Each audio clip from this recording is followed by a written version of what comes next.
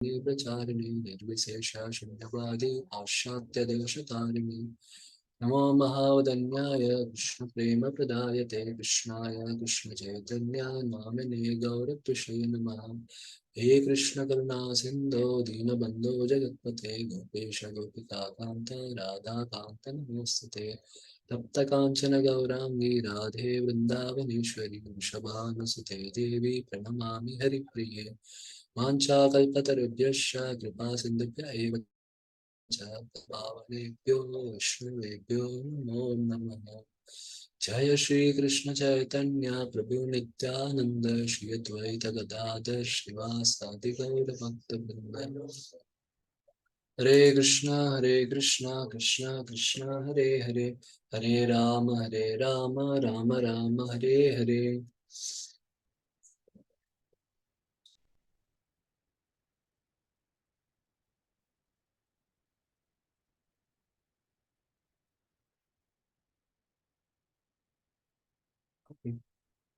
Okay, so before we start today's section, anyone wants to share anything from yesterday's class?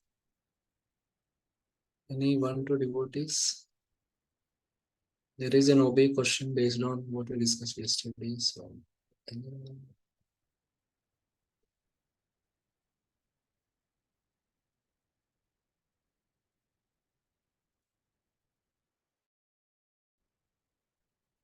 okay, so I'll first revise. So yesterday we started with the Sthita Prajna section. Initially, Arjuna asked the 4 characteristics of Sthita Prajna. So what are his the 4 details about Sthita Prajna, the 4 questions. So what are the characteristics? How is Sthita Prajna responds to provoking situations? Then how is Sthita Prajna controls his senses? Then how is Sthita Prajna engages his senses? So these are the 4 things. So the characteristic is the Sthita Prajna does not act on the desires born of mental concoction based on sense gratification. So this is the characteristic. Then the second is how Sthita Prajna deals with provoking situations. Sthita Prajna is unaffected in misery, in suffering as well as happiness. He's vitaraga bhaya He's freed fear, raga attachment, and krodha anger. And he's also not he's also not affectionate based on material calculations. He does not praise or he does not hate anyone. So this is how he responds to provoking situations. So we saw through example of Srila Prabhupada how Prabhupada had all these aspects. Then we saw how Sthita Prajna controls his senses. So first he separates his senses from sense objects, but it's not just that.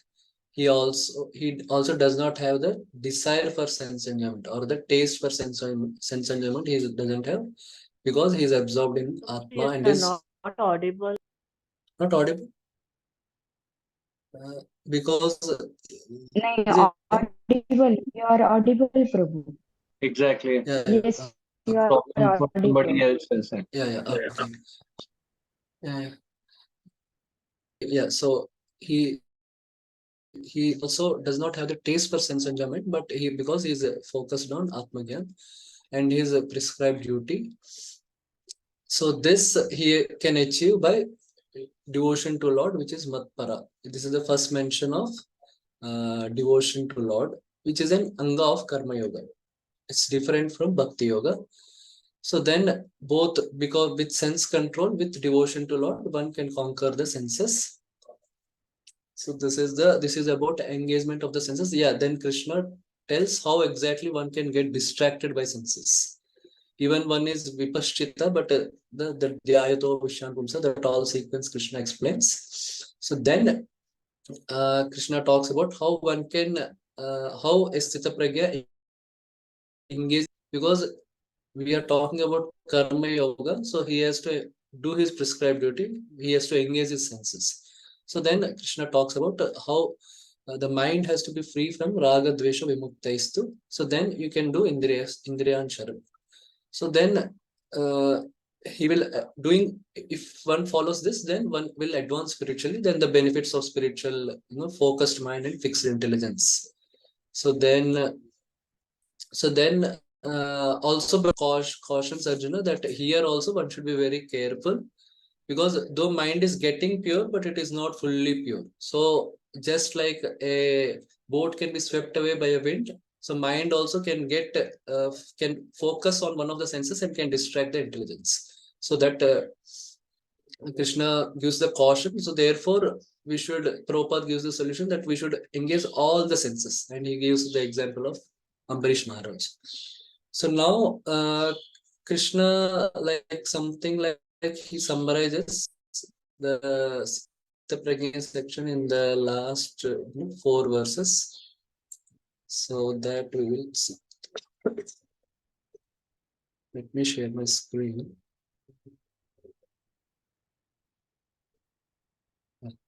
So we'll recite this verse. Ya nisha sarva bhutanam tasyam jagriti samyami.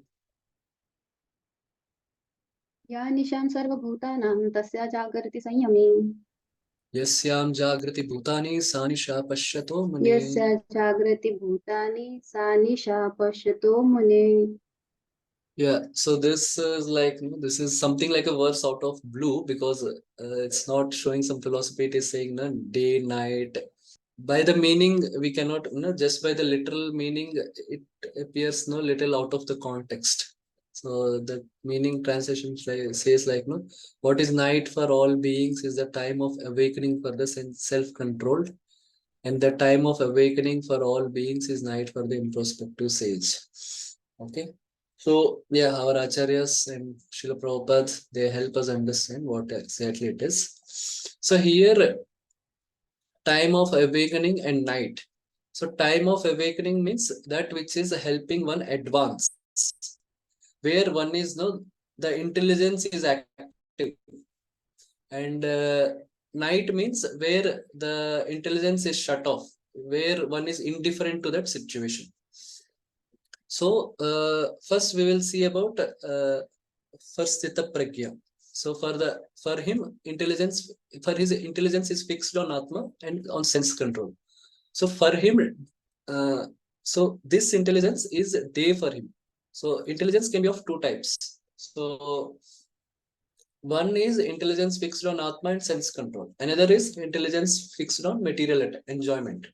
So the first intelligence, let's see. So that is day for Sthita Pragya, because he focuses on this intelligence, and through that he gets enlightenment. So that's why it is called day for Sthita Pragya. But this intelligence, the other materialists, they are ignorant of it, or they are not interested in that intelligence. So for them it is night. So that's why they remain ignorant of Atma. Now let's see the intelligence for material enjoyment. So this is like day for the materialists, because they are focused on increasing the material wealth, all this advancement and all this infrastructure. So that way they get energized by it. But a Sthita Pragya, he is not interested in it. So that's why it is night for him. He is indifferent to material enjoyment. Okay. Yeah, maybe this thing.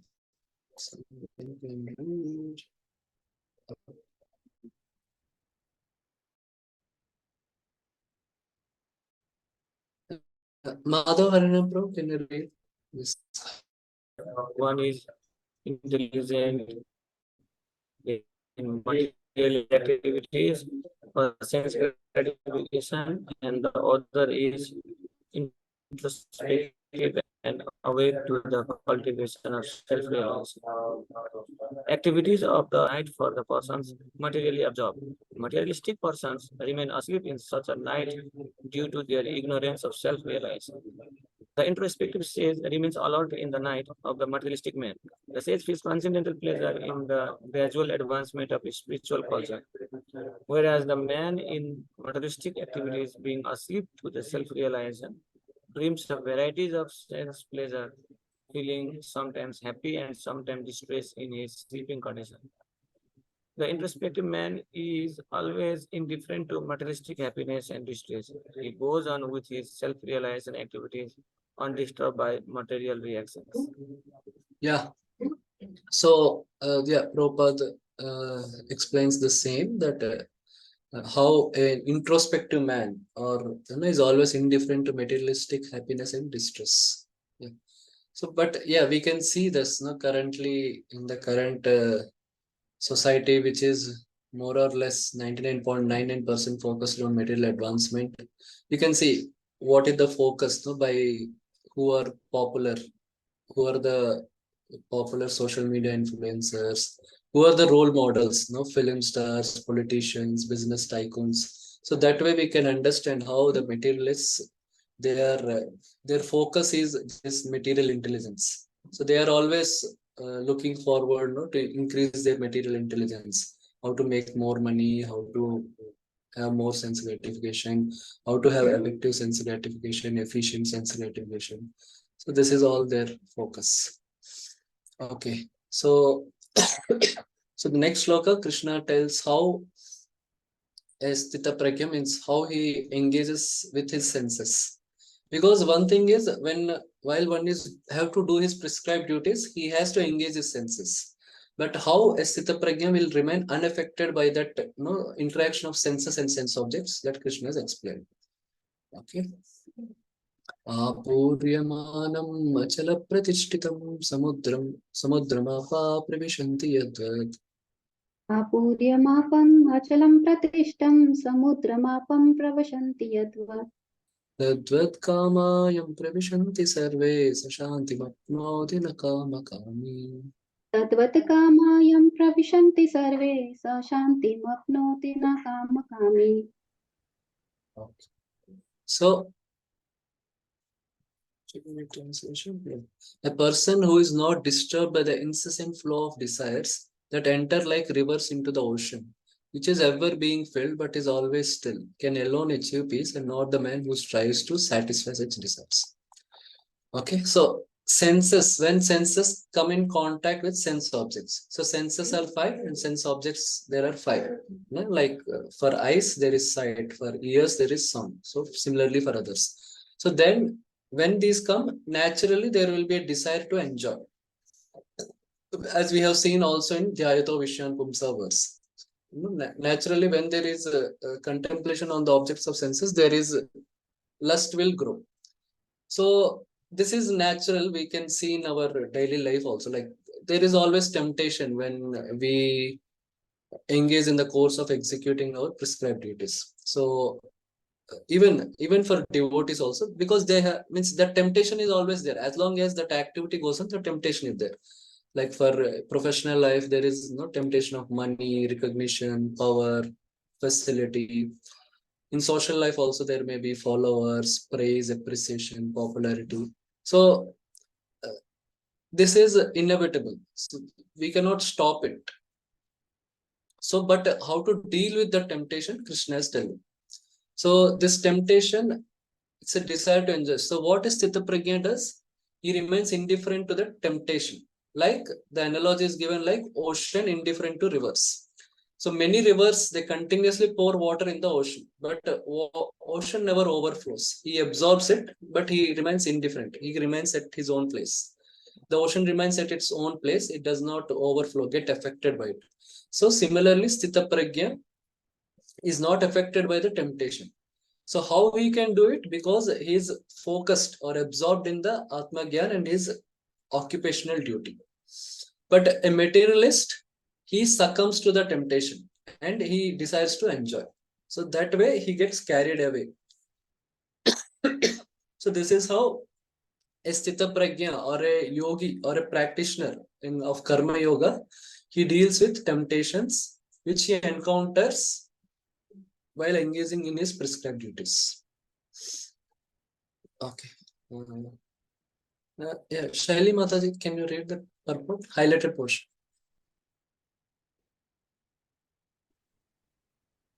Although the vast ocean is always filled with water, it is always, especially during the rainy season, being filled with much more water. But the ocean remains the same, steady. It is not agitated, nor does it cross beyond the limit of its brink. That is also true of a person fixed in Krishna consciousness. As long as one has the material body, the demands of the body for sense gratification will continue. The devotee, however, is not disturbed by such desires because of his fulfillment. A Krishna conscious man is not in need of anything because the Lord fulfills all his material necessities. Therefore, he is like the ocean, always full in himself. Desires may come to him like the waters of the rivers that flow into the ocean, but he is steady in his activities and he is not even slightly disturbed by desires for sense gratification. That is the proof of a Krishna conscious man, one who has lost all inclinations for material sense gratification, although the desires are present, because he remains satisfied in the transcendental loving service of the Lord. He can remain steady like the ocean and therefore enjoy full peace. Okay, thank you. So Prabhupada is talking about being full in Krishna consciousness. So initially, being full, like how a pure devotee remains full, is not always possible. So some time ago, I heard class by Chetan Chandru. He was talking about how to remain always fresh in Krishna consciousness. So in that, the first is one is maybe in the initial times, it is like you have a fulfilling engagement in Krishna consciousness, maybe a fulfilling service. So then second is also fulfilling relationships, both senior, equal, junior. So that also keeps one satisfied and full in Krishna consciousness. And eventually the third one is spiritual absorption. So there are 9 processes of devotional service. So one may focus on one of it, like hearing, chanting, doing deity worship. So this is Uddipana. This is also called as Uddipana. So that is spiritual absorption. So these are the 3 levels or 3 ways of becoming full, of remaining full and satisfied in Krishna consciousness. Okay, thank you. So now Krishna is now, means eventually Sthita Prajna, how he will act in this world, that Krishna is going to describe in the next verse. Means the consciousness and how he deals with ego. So that is now being described in the shloka. Yeah. So we'll recite the shloka. Vihaya kaman yasarvan pumam sarati nisprukaha. विहाय कामान सर्वान् पुमां चरति निःस्पृहः Nirmamo nirahankaraha sashantimadhigacchati. निर्ममो निरहङ्कारः स शान्तिमतिं गच्छति. Yeah. So the Sthita Prajna, he is freed from Nirmamo and Nirahankaraha. He is freed from possessive mentality and false ego, false identification. So with that way, he can remain peaceful amidst all the temptations of this world. A person who has given up all desires for sense gratification, who lives free from desires, who has given up all sense of proprietorship and is devoid of false ego, he alone can attain real peace. Yeah, so Vihaya Kaman Sarvan means he renounces all sense objects except for sustenance. Only for sustenance he uses. For his own enjoyment, he does not base his happiness on enjoying the sense objects. Yeah. So we can see this example in the contrast between Indra and Rajavasis and Prithu Maharaj and his subjects. So Indra, he thought that he is the supreme provider of everything to Rajavasis. So he's providing them rain, which are providing grains, which are feeding the cows. So he thought he is only providing everything to Rajavasis. So he felt himself entitled to all the possessions of Rajavasis, all the worship of Rajavasis should go to him and all. So, but when it did not happen, he got frustrated. But whereas Prithu Maharaj and his birds are people who praise him. So as soon as Prithu Maharaj appeared from the body of Vena, in Bhagavatam we can see that. So then they start glorifying Prithu Maharaj for all his achievements and all that. So then Prithu Maharaj is detached. He understands that this is all being given by the Supreme Lord, and also all the cooperation of all the citizens. It is not him alone. So he tells them, see, this all does not belong to me, and I have not done this also. I have not done these activities, so don't unnecessarily appreciate me. So in that way, he's not identifying himself as the king, means as the supreme king or something. He's identifying himself as the servant of Lord, and so that's why he is not feeling entitled to all the appreciation and all the facilities. So that is Prithu Maharaj and Indra. Okay, I will read the purport. In other words, desire for becoming Krishna conscious is actually desirelessness. To understand one's actual position as the eternal servitor of Krishna without falsely claiming this material body and without falsely claiming proprietorship over anything in the world is the perfect stage of Krishna consciousness. One who is situated in this perfect stage knows that because Krishna is the proprietor of everything, everything must be used for the satisfaction of Krishna. Arjuna did not want to fight his own sense satisfaction, but when he became fully Krishna conscious, he fought because Krishna wanted him to fight. For himself, there was no desire to fight, but for Krishna, the same Arjuna fought to his best ability. Real desirelessness is desire for the satisfaction of Krishna, not an artificial attempt to abolish desires. Yeah, so it's not possible to remain desireless, to abolish desires. That's what Prabhupada is saying. Always we should try to increasingly increase our spiritual and direct our desires to Krishna consciousness. So that way, all desires will reduce. So it follows the principle of garbage in, garbage, good in, garbage out. So means, yeah, so that is how it follows. So when we fill our consciousness with positive desires, then automatically the negative desires will go out.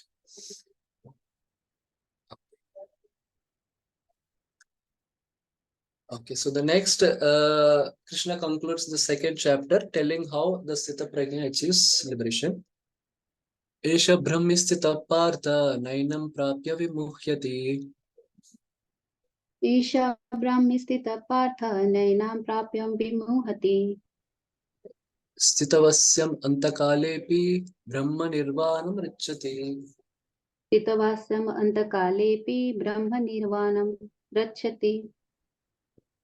This is the way of the spiritual and godly life, after attaining which a man is not bewildered. If one is thus situated even at the hour of death, one can enter into the kingdom of God. Okay.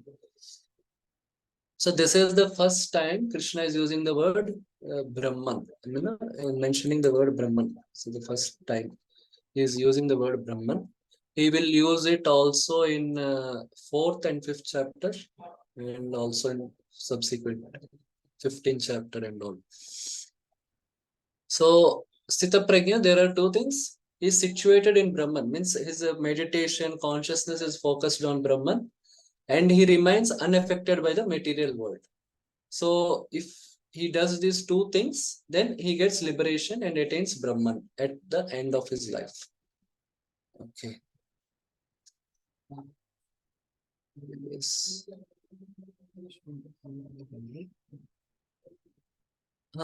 Nagnajit Priya Mataji, can you just read the purport? Yes, Raj. Nirvana means ending the process of materialistic life. According to Buddhist philosophy, there is only void after the completion of this material life. But Bhagavad Gita teaches differently. Actual life begins after the completion of this material life. For the gross materialist, it is sufficient to know that one has to end this materialistic way of life. But for persons who are spiritually advanced, there is another life after this materialistic life. Before ending this life, one fortunately becomes Krishna conscious. He at once attains the stage of Brahma Okay, Nirvana. thank you. Yeah, so for with this Brahma Nirvana, they say it as merging into void and becoming nothing. But for a devotee, it is different. Brahma Nirvana means realizing our Swarupa and entering the spiritual world. So yeah, so this is the end of the second chapter. So I will try to revise what is there in the second chapter. So the first section of the second chapter starts with Arjuna's final question, and where he really gets confused. He gets confused between whether he has to fight or beg, or whether even if he fights, whether he's going to become victorious or he gets defeated. And what he has to choose. Okay, even if he becomes victorious, is it worth it? Because there are no Kaurava, Drona, is it worth fighting? So this way Arjuna gets confused. So then he surrenders to Krishna, Karpanya dosha bhata svabhava. So then Krishna starts instructing Arjuna. So first he instructs him on the knowledge of soul. So Krishna tells about the different aspects of soul, that how the soul is eternal, how it passes through different bodies within life and after life, and how the soul is indestructible and cannot be changed. And then the symptom of Atma is consciousness. Then how it is unborn, primeval, we saw the qualia thing. Then how the Atma is both invisible as well as it is inconceivable. Because it is spiritual, it is inconceivable. There are subtle entities like ghosts and all which are invisible. So then how this Atma is also found everywhere. So in around 20 verses, these all the qualities of Atma are described. And then Krishna also tells how practically it is relevant for Arjuna. So that because Atma is permanent, eternal, that Bhishma and Drona, they are only, the bodies are getting destroyed, but they are not fully getting destroyed. Then also tolerance, because the happiness Arjuna is receiving through Bhishma, Drona, and the kingdom also, it is based on bodily level, it is temporary. So Arjuna has to tolerate it.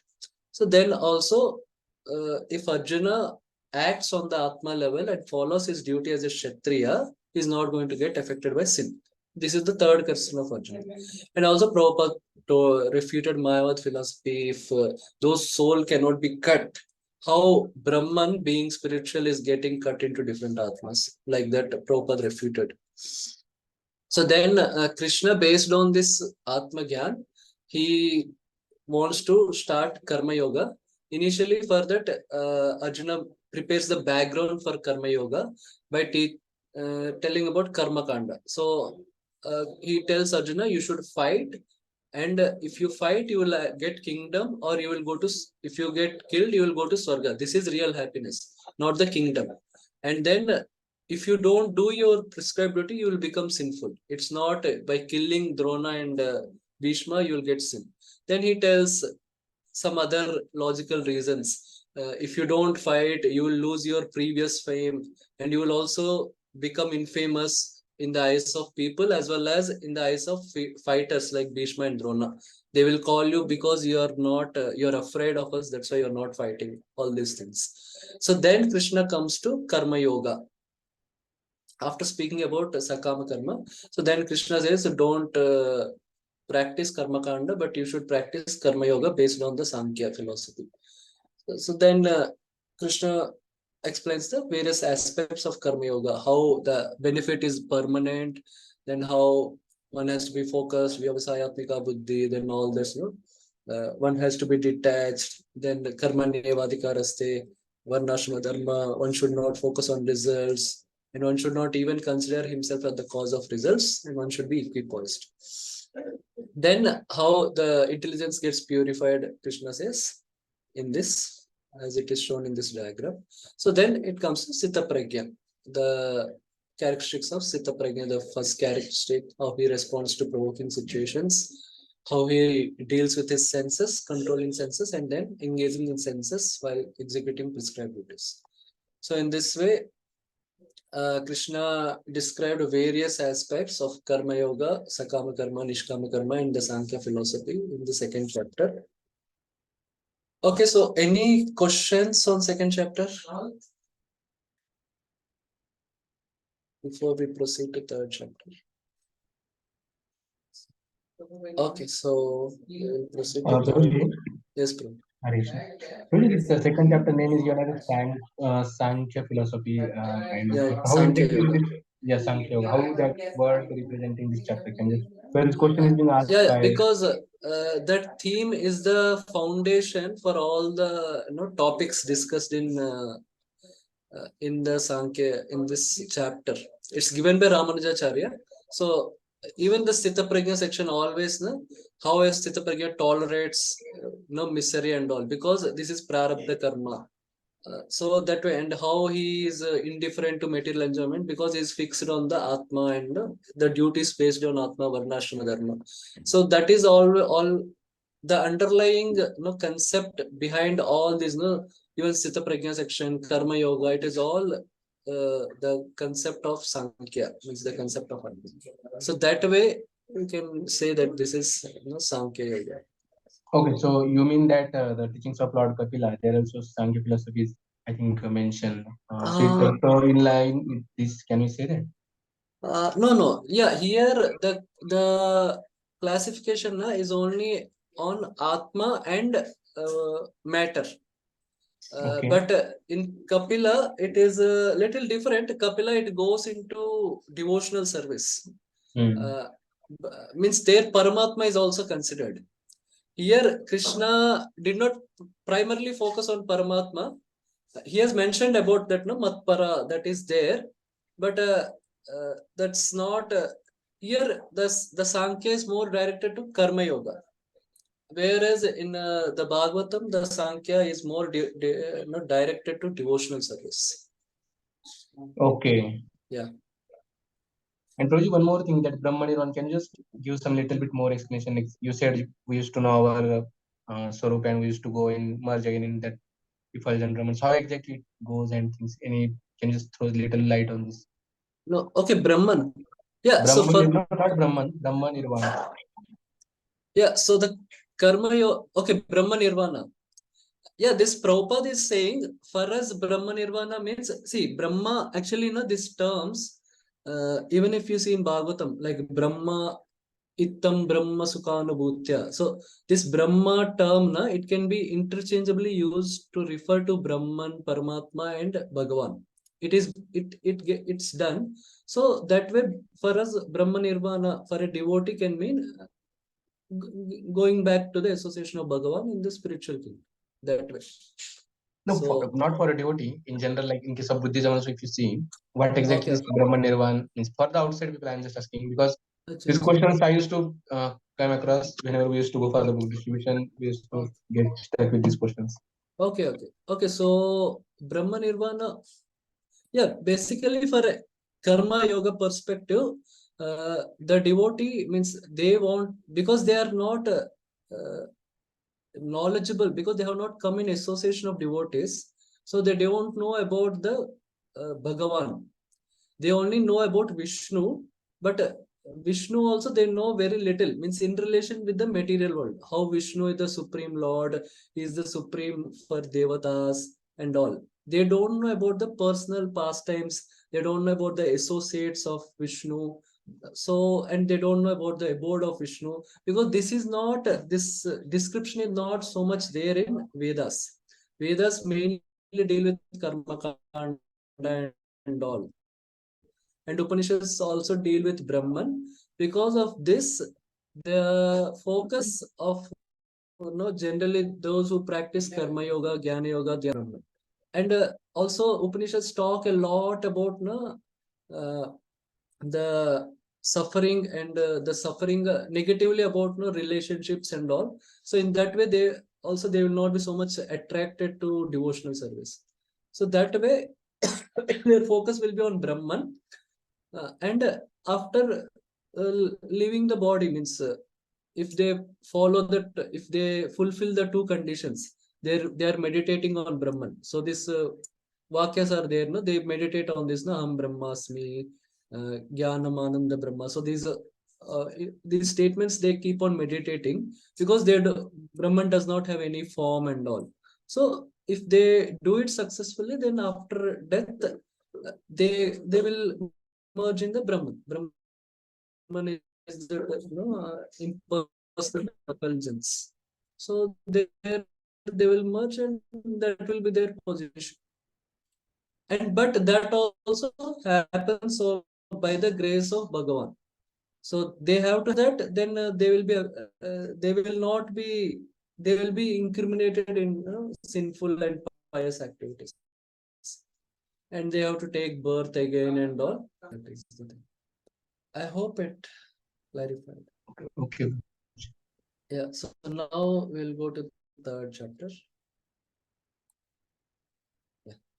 So the third chapter, it's called also as Karma Yoga.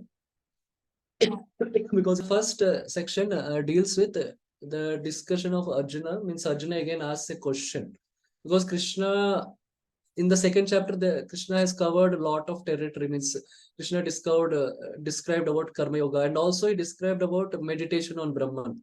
If you see the last verse and also the Sthita Prajna section, Krishna did not so much focus on doing prescribed duty. So Arjuna gets confused and he asks the question. So that Krishna again answers whether to renounce work or to do work. So then the solution is to do work. So then doing work, how to do that work, Krishna tells about. He initially starts with karma kanda, sakama karma, worshipping demigods, offering yajna to demigods and all. Then slowly he comes to karma yoga, nishkama karma. So then Krishna tells the importance of nishkama karma, and how even a person who has perfected nishkama karma, he should not renounce his karma. Means he should not renounce his prescribed duties, but should continue. So for that, Krishna gives himself as example, Janaka and all. So then the discussion comes, why somebody does not want to do his prescribed duties or something. So then Krishna explains about lust. Lust means selfish enjoyment. It's not just opposite attraction to opposite sex, but in generic case. So then Krishna detailedly describes about lust and how to overcome lust, and that will final solution is transcendental knowledge, which becomes the theme for the fourth chapter. Okay, so the first section is renunciation of work or work in devotion.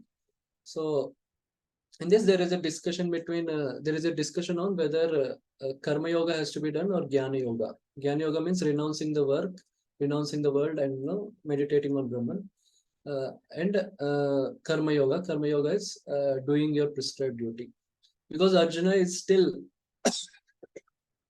attached not to fight. So that's why Arjuna asked this question, and also to clarify the matter better for the audience in general. So for that also. Okay, so first we'll start with the first verse. Jayasi chet karmanaste matha buddhir janardana.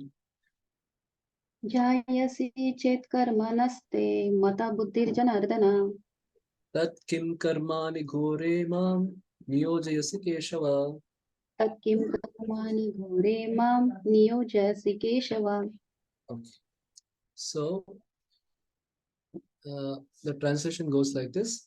O Janardana, O Keshava, why do you want to engage me in this ghastly warfare if you think that intelligence is better than fruitive work? So Buddhir Janardana means karmanasti mata buddhir, means that intelligence is better than fruitive work. So in the second chapter, there are both karma yoga also, means how Krishna told how through to Arjuna how through fighting he can get liberated, but also he told how through focusing his intelligence on Brahman he can get liberated. So the first thing is like tasmad yogaya yujjas, yoga karmasu kaushalam. So then he told janma bandha vinirmukta padam gacchanti anamayam, means you will get liberation. Then finally he told Eshe Brahmastita Partha Nainam Prapya Vimuhyati. So then Antakale Brahma Nirvana Muchyati. So that's why Arjuna is asking this question. But Arjuna is preferring not to fight. That's why he's calling it as ghastly warfare. So that is also being seen in this shloka. And he's calling Janardana Keshava. So why Why you are Janardana means one who wishes welfare for all the people. So why you are asking me to fight the war, which will lead to killing everyone? Yeah. So let's see what Prabhupada explains in the purport. Yeah. Anurag Pro, can you read?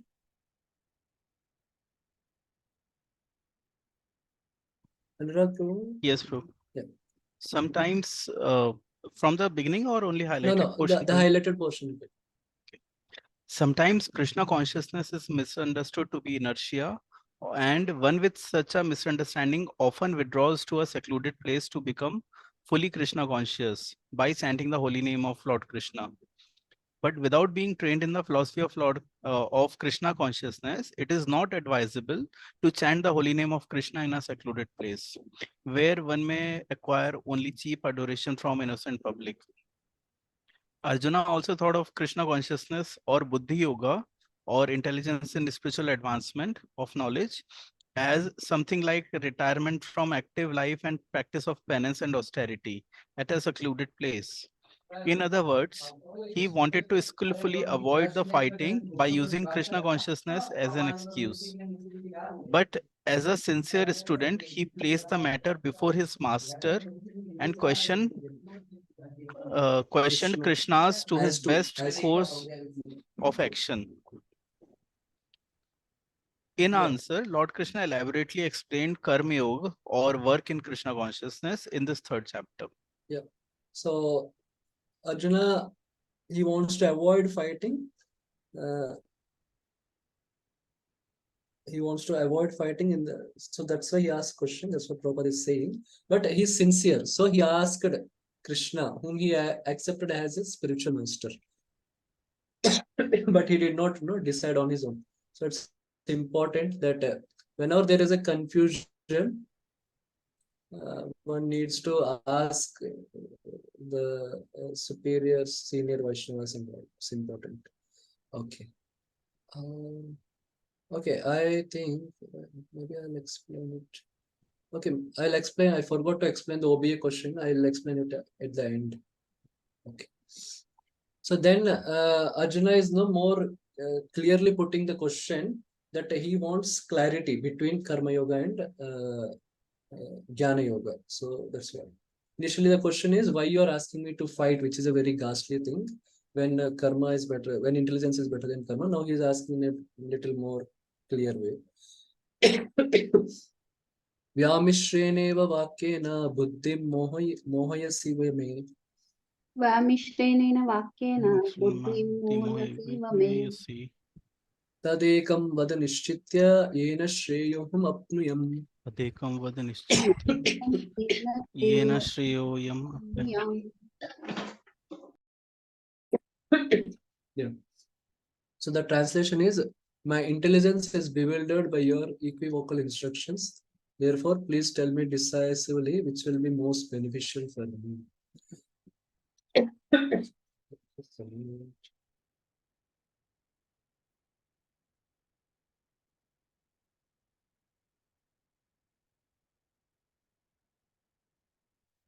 This also we can just read the translation. Kishore Madhaprabhu can just read the part. Yes, Prabhu. In the previous chapter, as a prelude to the Bhagavad Gita, many different paths were explained, such as Sankhya Yoga, Buddhi Yoga, control of the senses by intelligence, work without fruitive desire, and position of the neophyte. This was all presented unsystematically. A more organized outline of the path would be necessary for action and understanding. Arjuna therefore wanted to clear up these apparently confusing matters so that any common man could accept them without misinterpretation. Although Krishna had no intention of confusing Arjuna by any jugglery of words, Arjuna could not follow the process of Krishna consciousness either by inertia or by active services. In other words, by his question, he is clearing the path of Krishna consciousness for all students who seriously want to understand the mystery of Bhagavad Gita. Yeah. So, this question is something like 2.7, no? 2.7. So he like Karpanya dosha. Yeah. So there is bewildered. Yeah, there is bewildered because of material attachment, which he also understands. And he told how I should come out of the material attachment and what is my what is good for me, what is Shreya, what is my Shreya. Of course, here this is a more philosophical thing. There also it is philosophical. He tells based on philosophy, but he wanted to know that practical situation what he should do. This is a little a bit philosophical, but yeah. Yeah. So in the next shloka, Krishna begins to answer. Shri Bhagavan Uvacha Lokesmin Vividanishta Pura Proktamaya Nagha. श्रीभगवानुवाच लोकेऽस्मिन् द्विविधा निष्ठा पुरा प्रोक्ता मया नघ Jnana Sankhyanam Karma Yogena Yoginam. ज्ञानयोगेन साङ्ख्यानां ज्ञानां कर्मयोगेन योगिनाम्. Yeah. So Krishna is telling Pura Prokta means before Mayanaga. He's addressing Arjuna as O sinless one. Pura Prokta means before I have mentioned the two paths, Jnana Yogena and Karma Yogena. So the Lord said, yeah, here translation is more clear. I have spoken in the last chapter of two types of qualification for people of this world. Those qualified for Jnana are known as practitioners of Jnana Yoga, and those qualified for Nishkama Karma are known as practitioners of Karma Yoga. Okay. So Krishna has mentioned Jnana Yoga in terms of like this. In the Sthita Prajna section especially, Prajahati Yada Kaman, he's Atmanyeva Atmani Tushta, means he's focused just on Atma. So that gives more sense of a Jnana Yoga. And then even Karma Yoga also is described, but in the previous section, Karmanyevadikaraste. So here the karma also is yoga. Then he eventually tells, we saw that how it leads to liberation. But this Karma Yoga is also described. So which Krishna is telling, that's what. In the previous I described both of them. So that's what. Yeah, so Prabhupada says in the purport, in the second chapter, verse 39, the Lord explained two kinds of procedures, namely Sankhya Yoga and Karma Yoga or Buddhi Yoga. In this verse, the Lord explains the same more clearly. Sankhya Yoga, or the analytic study of the nature of spirit and matter, is the subject matter for persons who are inclined to speculate and understand things by experimental knowledge and philosophy. The other class of men work in Krishna consciousness, as it is explained in the 61st verse of the second chapter. So, of course, Prabhupada is here taking Karma Yoga as Krishna consciousness, but yeah, that is a Bhakti perspective. And here Prabhupada is also saying about religion and philosophy. Therefore, both the yogas are interdependent as religion and philosophy. Religion without philosophy is sentiment or sometimes fanaticism, while philosophy without religion is mental speculation. So this is a really an important statement of Prabhupada. So, so if we blindly follow the rituals, then we may end up becoming sentimental or some fanaticism, like we see Muslims and all. They don't know much philosophy, and the philosophy is misinterpreted. So they get into fanaticism. So the religion, rather becoming a tool for spiritual advancement, it becomes just one another identity, to promote ourselves and to enjoy.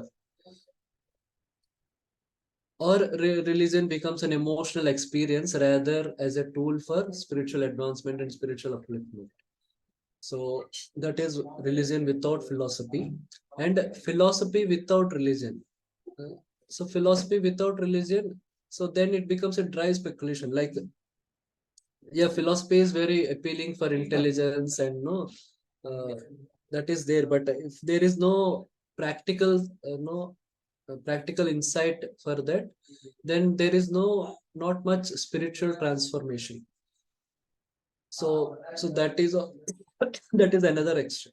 So both religion and philosophy, that's why should be there.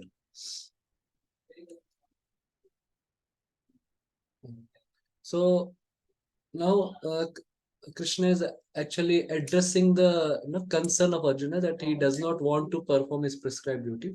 So that Krishna is going to address it now. Na karmanam anarambha naishkarmyam purushoshnute. न कर्मणामनारम्भा नैष्कर्म्यं पुरुषोऽश्नुते न च संन्यासनाद् एव सिद्धिं समाधि गच्छति. न च संन्यासनादेवं सिद्धिं समाधि गच्छति. So the translation goes, not by merely abstaining from work can one achieve freedom from reaction, nor by renunciation alone can one attain perfection. So there is initially work. So yeah, so this is the flow. So if somebody has material desires, so first he has to perform karma yoga, because he has the tendency to do activity. So when he performs karma yoga, he gets purified of his sinful desires and material desires. So once he gets purified, his consciousness is pure, then he can steadily fix it on Brahman. So then he can take sannyas. He can take sannyas and renounce his prescribed duties, and then he can fix on Brahman. So once he fixes on Brahman, as we saw the last verse of, but what Arjuna wants to do, he wants to neglect the performing karma yoga, and he directly wants to jump to sannyas. So Krishna is saying, if you do that, so then you will not be purified of your sin, and neither you will attain liberation. So that's what Krishna is telling. Yeah. So if Arjuna's goal is to avoid fighting, then it's going to take him nowhere. He will not get purified of his sins, past sins and all, and he will not attain liberation. So that is what Krishna is indicating. So yeah, Prabhupada is also saying, mainly focusing on just by taking sannyas, one will not attain liberation. The renounced order of life can be accepted when one has been purified by the discharge of the prescribed form of duties, which are laid down just to purify the hearts of materialistic men. Without purification, one cannot attain success by abruptly adopting the fourth order of life, sannyas. According to the empirical philosophers, simply by adopting sannyas or retiring from fruitive activities, one at once becomes as good as Narayan. But Lord Krishna does not approve this principle. Without purification of heart, sannyas is simply a disturbance to the social order. Yeah. So unless one is purified internally, one should not take to renounced order. Here it mainly refers to sannyas. Okay, so so the concept is like, so the purification depends upon the purified consciousness. So to the extent one's consciousness is pure, to that extent he will get more purified. If someone has lot of material desires, and if he practices bhakti, he will get purification, but that will be very slow. So that's what, if someone takes sannyas and he has lot of impurities, so he will not be purified fast. So with that impurities in mind, he cannot keep up that sannyas. So that's why always we have to keep this principle in mind. So then so at a given stage, we have to see where we can focus, like where we can easily fix our consciousness, that we can try to focus. For many, like just doing meditation, in our case, just chanting and doing sadhana. For that, mind has to be really pure and focused. Otherwise, it is not going to be effective. We will not get so much purified by it. So we have to see like how much to focus on the sadhana and how much to focus on practical seva. So for a neophyte, initially the meditation, that ability, that interest will be very less. But to do practical activity, it will be more. But for an advanced devotee, activity, the focus, though he may be engaged in activities, but the focus will shift more towards meditation, because his consciousness gets pure, it gets purified and all. And with that purified consciousness, when he does meditation, Krishna also reciprocates. So he gets the taste also. So that way it will be more. So we need to see at our level how much we should do and all. So that's why Prabhupada, of course, because this is the goal that no, we should, our consciousness should be fully absorbed. So that's why we practice chanting, and also on auspicious days like Ekadashi and all, Prabhupada also told that we should chant more rounds and all. So that way, that aspiration has Prabhuji, to you're be not always kept in audible. mind. I'm not audible. You are You audible, Prabhuji. Yeah, you are no, we are able to listen, Maharaji. Clearly Yeah, audible, yeah, yeah. Guruji. Okay, okay. Yeah, okay. Fine. Yeah, so our aspiration has to be always there to get pure consciousness and to focus, completely absorb ourselves in, hearing, chanting about Lord. But at our current stage, we have to see how much we should focus in our practice, how much we should practice chanting, and how much we should practice practical devotional service and Lord, and our prescribed duties also. So that we should do it under guidance. Prabhuji, it was not very clear to me what you said about advanced devotees. Like when they are doing activities, because they are still focused on the Lord. So the Lord reciprocates to them more, even though they are doing other activities. That's what you said. Yeah, so basically, like if you see, like in new devotee, they are also spending a lot of time in practical activities, but their internal focus is on remembering the Lord and chanting the holy name. So, and they are doing it with a pure intention and very efficiently they are doing. So that's why Lord also reciprocates with them. So they develop taste in those activities also. So their internal focus will be more on meditation, means chanting and all. Though they're externally engaged, like new devotees. So yeah, that's what I do. Okay, so now in the next shloka, Krishna is going to. Okay, maybe. Okay, are there any questions on this? Any questions? Any more questions?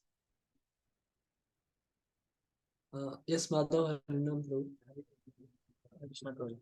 Yeah, in this regard, is this prescribed duty like when a new devotee comes to our temple and he starts chanting, then he has his duty at his home Yes. also, as a wife, as a son, then he has to execute his prescribed duties there also.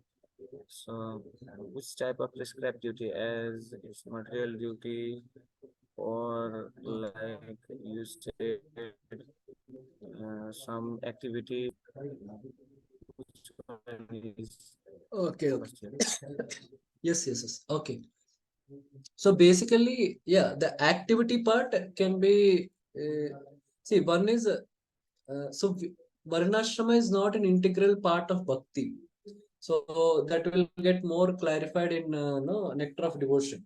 So, but as long as one is in the body and one needs to maintain the body, and one has some more desires to related to the body. One may have some desires to earn money and all. So and he cannot give up those desires. And if he gives up the desires, his mind will not be peaceful and he cannot practice bhakti.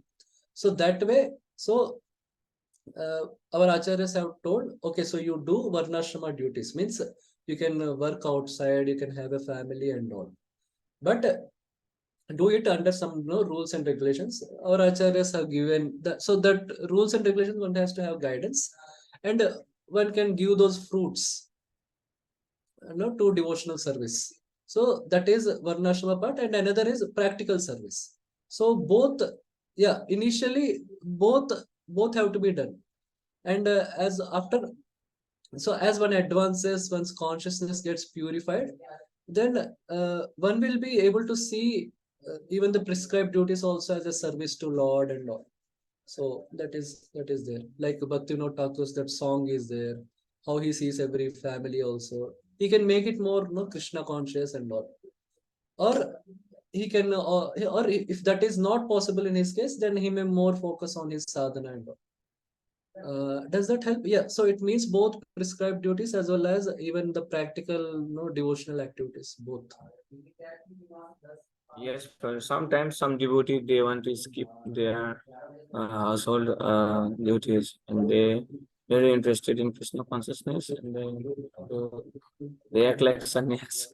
So we have to tell them this is the way. You should not abruptly just leave it everything and then come in Krishna consciousness. Yeah. So that's what Krishna is now going to tell different reasons why the prescribed duties should not be given up. Yeah, of course, that's what that will create a problem with the society, and it will create problems in the personal life. See, the Varnashrama system is also created by Krishna for no harmonious functioning of the society. So one should not abruptly give up. One should, if one really wants to give up, so first one has to see himself whether he's qualified to give up. And if he's qualified to give up also, he should give it up in a very proper way, in a gradual way and all, if under guidance. So this is something, of course, Krishna is going to tell why one should not artificially renounce. That Krishna is going to tell in three things. Because for seva also, one may be just attracted to the external aspects of seva, but not the service attitude. So if he gets like passionate and gets engaged in practical service also, but he does not have much absorption in sadhana, then he will not develop proper service attitude. And because of that, again, he may commit offenses and all, and that will also complicate one's life. So that is also there, and that is also seen in ISKCON and all. Yeah. Okay, I hope it answers. Any other questions on this? Okay, so we will proceed. Okay, so we can have this discussion. Okay, so you can think maybe for around 2 minutes why someone wants to avoid performing prescribed duties. What can be different reasons why a person wants to avoid performing prescribed duties? So you can just think for around 2 minutes, then we will discuss.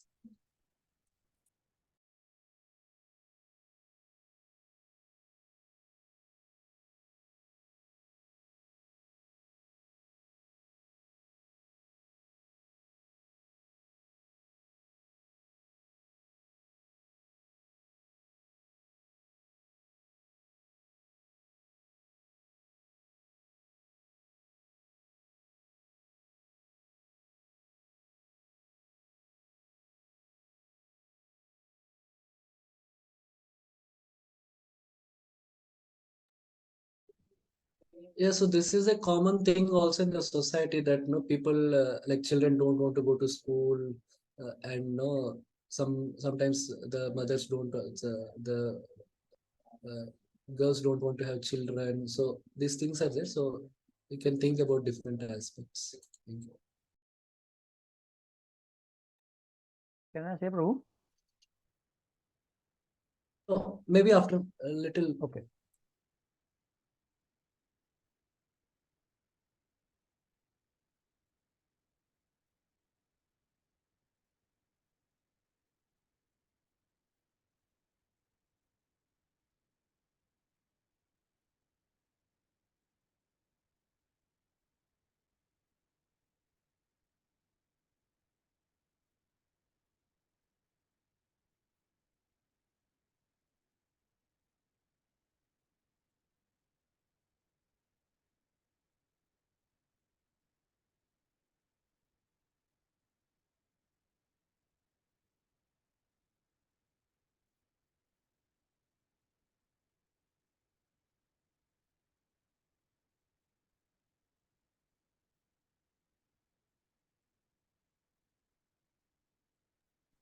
Okay, yes, Prabhu.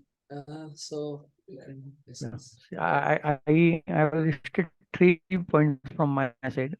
Yeah. One is material desires and duties, material duties basically. Yeah. The second one is ignorance of spiritual knowledge, Okay. and the third could be the past life karmas.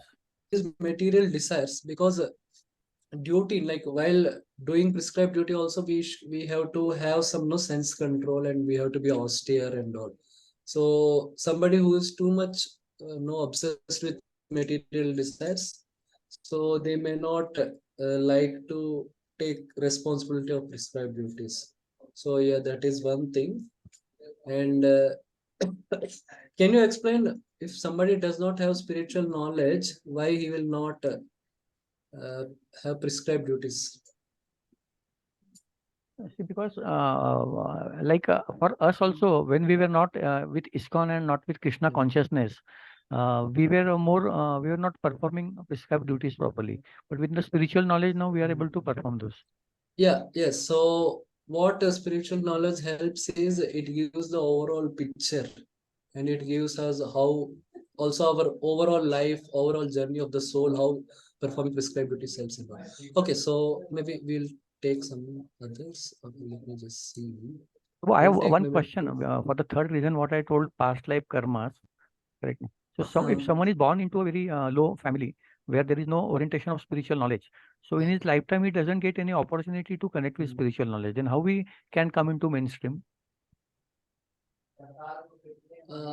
yeah, so we'll take this question later. Yeah. Once the discussion is over, we'll take this. Yes, Anurag, bro. Prabhu, I guess one of the reason already Prabhuji listed three reasons. One of the reason could be ignorance of the duties. Many people don't know that what duties they should have. They just go by their desires or by what they get from external inputs. And other could be sense gratification, because nobody wants to perform duties. They would prefer to have instant gratification. So because of uncontrolled senses, so whenever some sacrifice is required or some kind of austerity is required for performing duties, they choose the path of least resistance instead of that. Yes. Thank you. Yeah. Ranjana Mataji, you can tell. Yes, Prabhuji. So the first point was laziness. Like when we are covered by the mode of ignorance, most of the time we feel lazy and undermotivated to perform our duties. So we don't understand the importance of performing the duties because we are not reading the scriptures and we don't understand the value of it. And second one, what I thought was like when we cannot see an immediate material gain or what we are going to benefit out of it, most of the time we tend not to perform our duties. Okay. Yeah. Thank you. Shaili Mataji, you can tell. Prabhuji, not being in the association of devotees can also uh, make someone avoid performing prescribed duties. Yeah. Of course, not having the motivation, because association of devotees, there is proper understanding and motivation given also for prescribed duties. Yeah, so that is there. Jai Shri Radha Mataji, want to say? Is it there? Hare Krishna. Due to fear of karmic reactions, means somebody can think that if I do this, I will get this reaction, like that. Maybe because of that, it happens because of the ignorance of the spiritual knowledge. And second thing is laziness. Already Mataji has mentioned that. And third thing is irresponsible. Because of the irresponsibility, one should avoid doing prescribed duties. Yeah. So there is fear of being dishonored, and also that's why also they don't want to take responsibility. Yeah. Thank you. So maybe time is short, so otherwise cannot take everyone. Proji, can you just repeat your question, Kishore Madhav?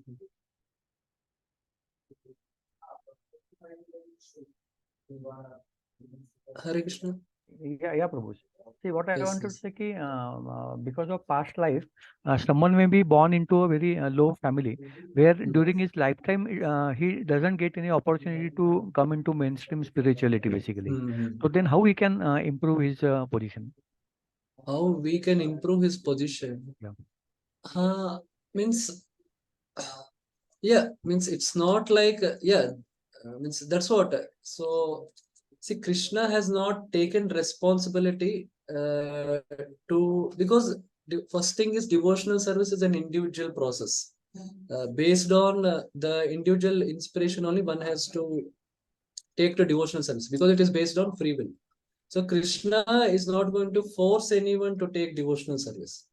So that way, Krishna did not take responsibility on him, that he has to provide opportunity to do devotional service to every jiva in the human life or every jiva. So that is not Krishna's thing, because Krishna has left it to the jiva. But Krishna has provided some facilities like Vedas and all. So that scriptures are provided. So now, what governs a jiva's contact with devotional service is the mercy of devotees. So Krishna has given full responsibility of spreading devotional service to his pure devotees and Madhyamadikari devotees. This Vishwanath Chakravarti Thakur explains elaborately in Madhuri Kadambini, first section. So that depends upon the mercy of devotees. So as we have come to devotional service, we understand the importance of devotional service. We should try our best to reach out to everyone, in whatever way possible and all. So that's why mass preaching is also important, or we should try our best to contribute to that also, apart from class preaching and all. So yeah, so that's what one thing is. Krishna has not taken responsibility that he should a conscious active responsibility that he should provide to every jiva the opportunity to do devotional service. And now that is also not being governed by his karma. It's not that because devotional service is not dependent on karma. If somebody is sinful, then he will not get opportunity to do devotional service. No, it's not like that. So it's dependent on the mercy of devotees, and so that is the only thing. Yeah. Okay, I Prabhu. hope it Yeah. answers the question. Yes, Prabhu. Thank you. Thank you. So now Arjuna is answering Krishna is answering Arjuna's question with giving some different reasons. So the first reason he is giving, nahi kaschit shanamapi jatu tishtati akarma krit. नहि कश्चित् क्षणमपि जातु तिष्ठत् अकर्मकृत् कार्यते हि अवशः कर्म सर्व प्रकृति जैर गुणै. कार्यते अवश्य कर्म सर्वप्रकृतिजैर्गुणैः. Yeah. So the translation is, everyone is forced to act helplessly according to the qualities he has acquired from the modes of material nature. Therefore, no one can refrain from doing something, not even for a moment. It's not a question of embodied life, but it is the nature of the soul to be always active. So it is the nature of the soul. It's not just. So yeah, we will understand it more as we proceed. So it's the nature of soul only to be active. The soul can never be dormant. It is the inherent characteristic of the soul. So without the presence of the spirit soul, the material body cannot move. The body is only a dead vehicle to be worked by the spirit soul, which is always active and cannot stop even for a moment. As such, the spirit soul has to be engaged in the good work of Krishna consciousness. Otherwise, it will be engaged in occupations dictated by illusory energy. In contact with material energy, the spirit soul acquires material modes, and to purify the soul from such affinities, it is necessary to engage in prescribed duties enjoined in the Shastras. So, Prabhupada is saying the nature of the spirit soul itself is to be active. So the shloka, what it says, karyate hi avashya karma sarva prakriti jair gunai. So the soul has to helplessly act as per the modes of nature, because the modes of nature are always acting on the soul. But the Prabhupada is making the point, it's not because of modes the soul is always active. The soul is always active by it is its inherent quality. But in the material context, the soul will be dragged by the modes. In the spiritual context, it will be dragged by the internal energy. So that is the thing. So this is the first reason which Krishna is giving. So therefore, one has to act. Better is you act in a proper way, doing your prescribed duties. Otherwise, you will act being carried away by the modes. So that's what somebody shared, that somebody don't know how to properly perform prescribed duties. So then they will act their roles by following whims. So that is somebody shared. So it is something like that. So the conclusion is, nature of Atma is always to be active. So therefore, better act properly through Karma Yoga. This is what Krishna is telling to Arjuna.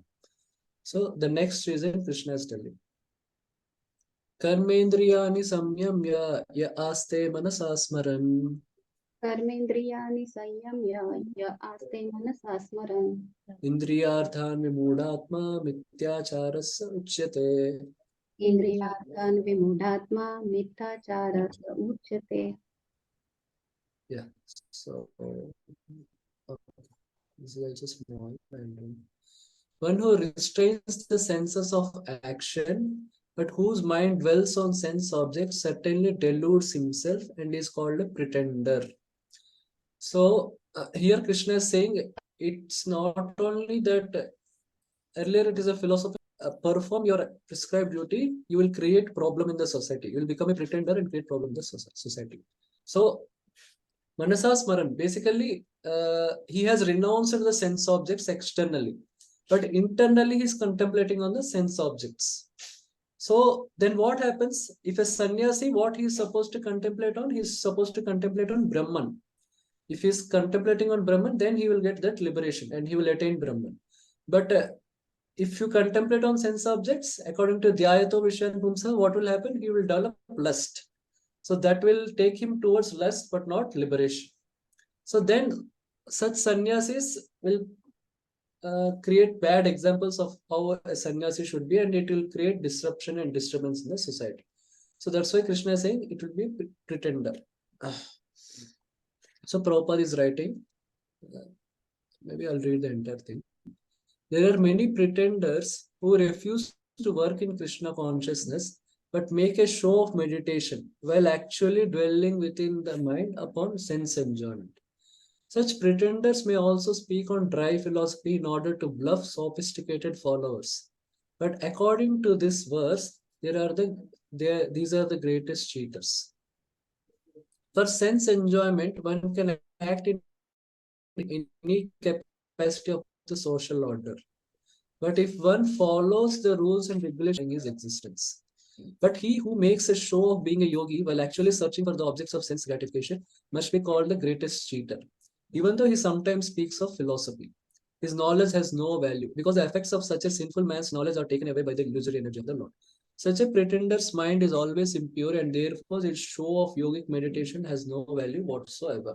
So, so the duties of sannyas ashram is he should not, the mind should be absorbed in Brahman or the spiritual absorption.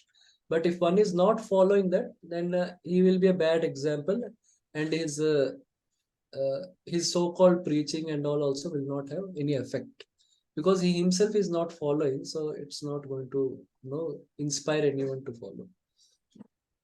Yeah, so we see in the modern society some not this Baba, that Baba, but they are just involved in materialistic philanthropy. No, we don't know from their personal life how much they are practicing, how much they are absorbed spiritually.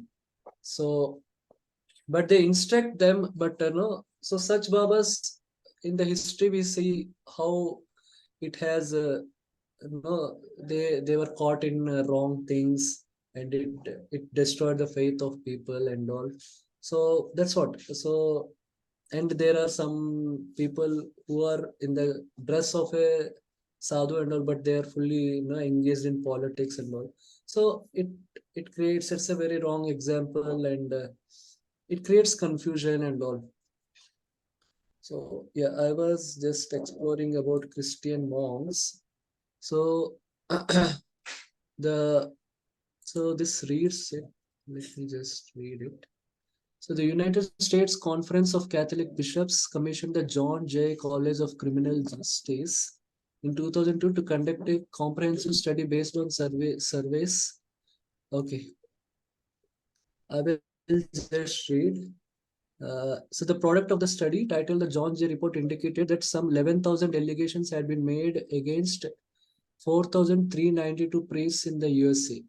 So the number constituted approximately 4% of the priests who had served during the period 1950 to 2002. Of the abused, 81% were male, 19% were female, and 22% were younger than age 11. Yeah, so this is the effect of not following one's dharma. So we will not read it further.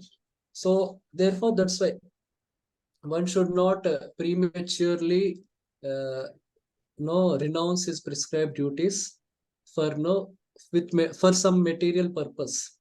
So one should try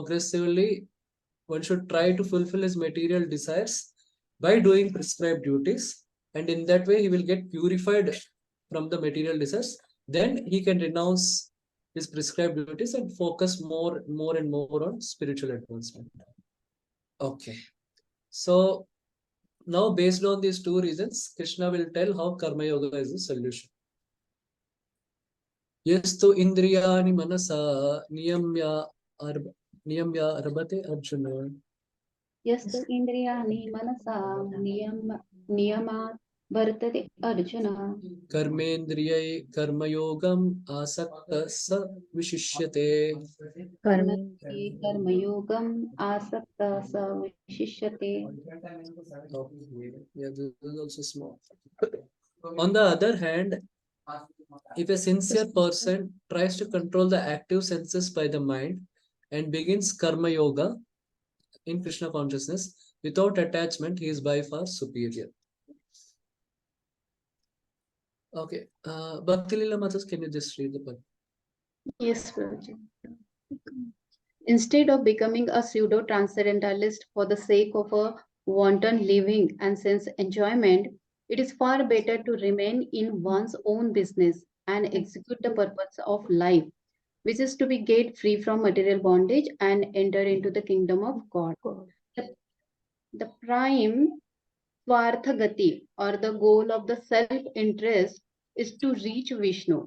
The whole institution of Varna and Ashram is designed to help us reach this goal of life. A householder can also reach this destination by regulated service in Krishna consciousness. For self-realization, one can live a controlled life as prescribed in the Shastras and continue carrying out his business without attachment, and in that way make progress.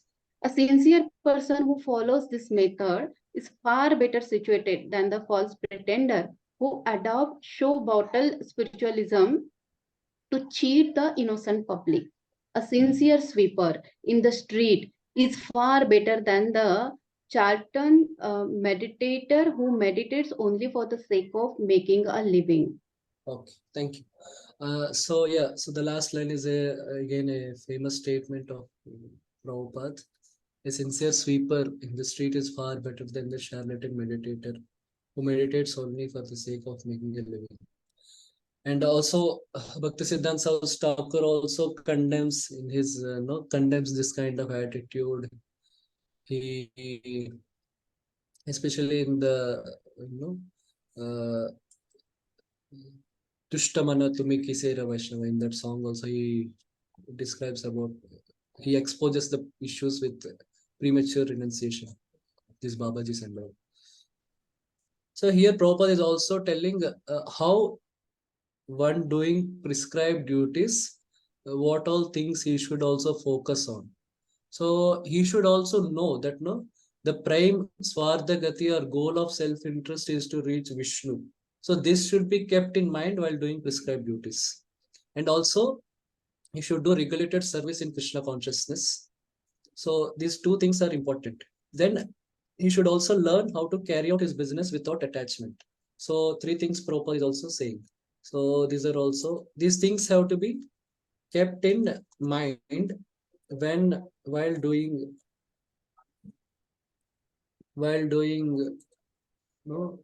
carrying out of prescribed duties. One can live a controlled life. So life also should be controlled.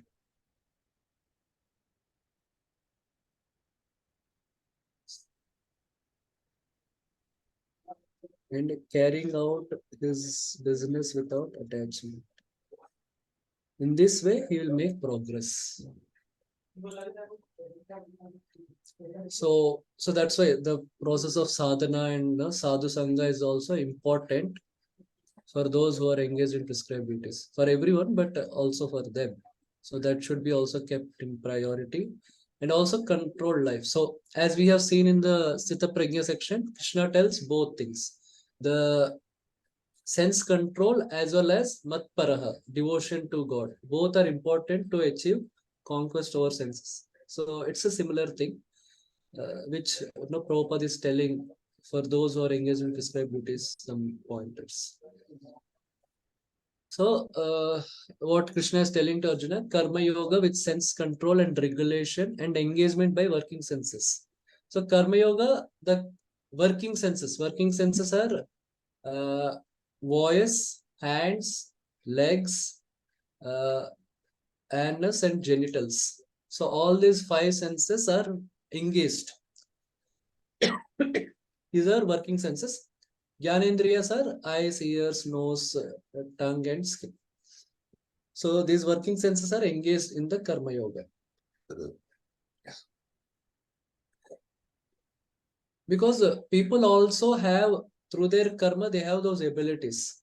So they should not artificially suppress them. So that also they should be engaged. Yeah. So now Krishna is telling the third reason also. Niyatam kuru karma tvam karma jayo hi akarmana. Niyatam kuru karma jayo Sharira yatra pichate na prasiddhed akarmanaha. Yatra vichate na prasiddhet akarmana. Yeah. So say, perform your prescribed duty. For doing so is better than not working. One cannot even maintain one's physical body without work. Okay. Mukund Prabhu, can you just read the part? There are many pseudo meditators who misrepresent themselves as belonging to high parentage and great professional men who falsely pose that they have sacrificed everything for the sake of advancement in spiritual life. Lord Krishna did not want Arjuna to become a pretender. Rather, the Lord desired that Arjuna perform his prescribed duties as a set forth for Kshatriyas. Arjuna was a householder and a military general, and therefore it was better for him to remain as such and perform his religious duties as prescribed for the householder Kshatriya. Such activities gradually cleanse the heart of a mundane man and free him from material contamination. So-called renunciation for the purpose of maintenance is never approved by the Lord, nor by any religious scripture. After all, one has to maintain one's body and soul together by some work. Work should not be given up capriciously without purification of materialistic propensities. Anyone who is in the material world is certainly possessed of this impure propensity for lording it over material nature, or in other words, for sense gratification. Such polluted propensities have to be cleared. Without doing so, through prescribed duties, one should never attempt to become a so-called transcendentalist, renouncing work and living at the cost of others. Yeah. So even renounced order, they may get alms and all, but that is not you cannot always have a particular expectation or something. So there is not guarantee of study maintenance. Sometimes they have to remain for fasting and all. They may not get any proper alms and all. So for one who is attached, it will be difficult. So one who wants to have a proper food and all, they cannot do. So that's why renounced order means he needs a certain kind of detachment. So they should learn, or they should be able to depend upon the Lord. So if that is not there, then it's better they do their prescribed duties and earn and maintain themselves. And Prabhupada is also saying, so that's what this is quoting the translation of karmanyevadikaraste ma phaleshu kadachana ma karma phala heturbu ma te sango swakarmani. So don't be also attached to not doing your duty. So that is also being told here. And Prabhupada is saying anyone who is in the material world is certainly possessed of some impure propensity for lording it over material nature. So that polluted propensity have to be cleared. So that has to be done through doing prescribed duties.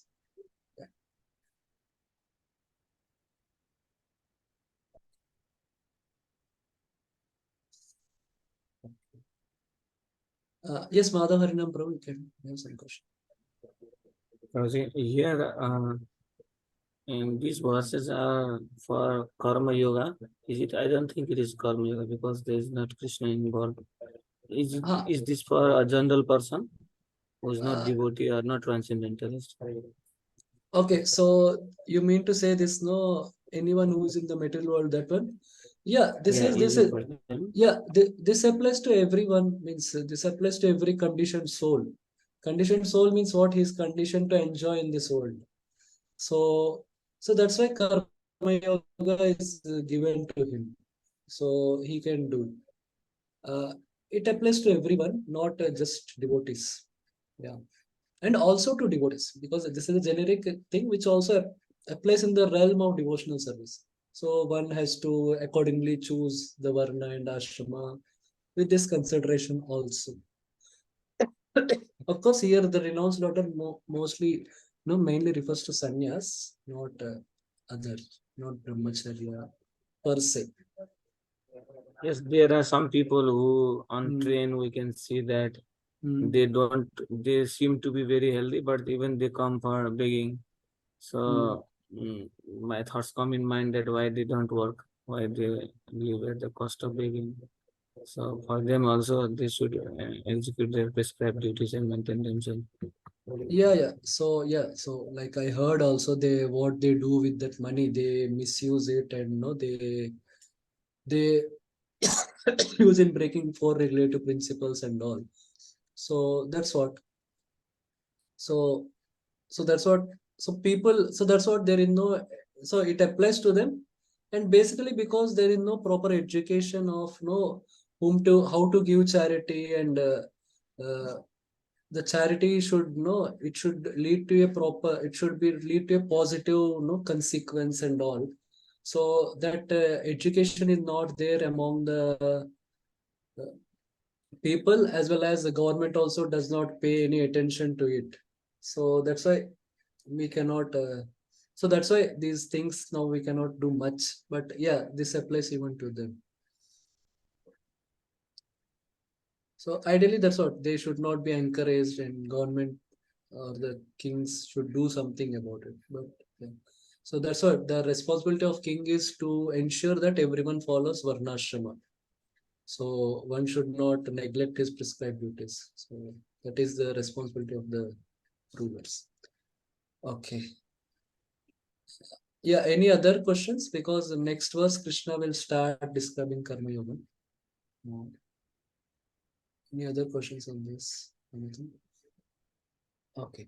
So we will go to the next verse, where Krishna tells, now he's talking about Karma Yoga, you should do through your Karma Indriyas. So now Krishna will describe what is that Karma Yoga in the subsequent all the verses. Okay. Yagyardat karmano yatra lokoyam karma bandhana. यज्ञार्थं कर्मणो यत्र लोकोऽयं कर्मबन्धनः तदर्थं कर्म कौन्तेय मुक्तसंग समाचर. तदर्थं कर्म कौन्तेय मुक्तसङ्गसमाचर.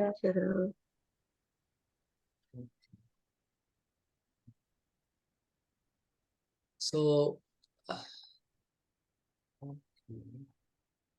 okay, I'll read the translation.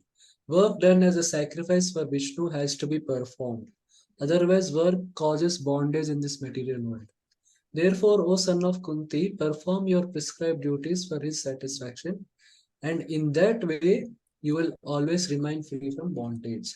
So here the word Yagyardat. Here the word Yajna refers to Vishnu. Vishnu is also called as Yajna. So that's why the word Yajna not refers to sacrifice. It refers to Vishnu.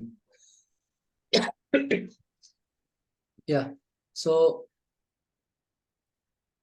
prescribed duties can also be performed in two ways. So one is, if one performs it only for selfish enjoyment, then what it leads to? Bondage. So that is described in this verse, karma bandhana. So the generally people perform prescribed duties also only for selfish enjoyment, then it leads to bondage. but it has to be performed with devotion to Vishnu. It may not be complete devotion, but that element of devotion to Vishnu should be there, and there may be some material desires. So they should understand at least the purpose is devotion to Vishnu, and they should try. So then it will lead to purification, and ultimately it leads to liberation. So that's what Krishna is telling. So you should always have that element of devotion to Vishnu while performing prescribed duties. And eventually you will understand that this is the purpose and all that. At least knowledge, theoretical knowledge, and practical thing should be there. Okay.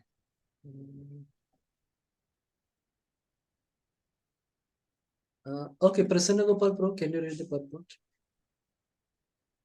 It's been as to work even for the simple maintenance of the body.